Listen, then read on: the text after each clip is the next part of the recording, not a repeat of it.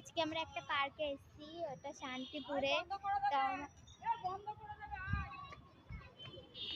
দেখো আমার বোন এখন দোলনা খেতে ব্যস্ত। বসো।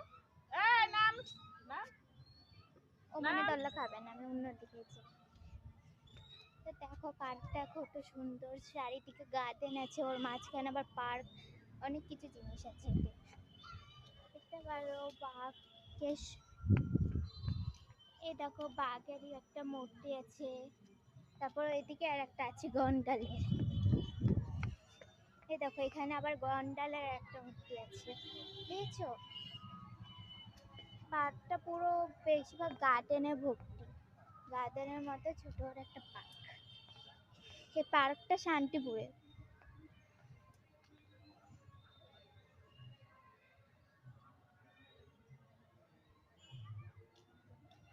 তো আশা করি তোমাদের সবাই ভালো লাগবে। তো আজকের মতো এইটুকুই।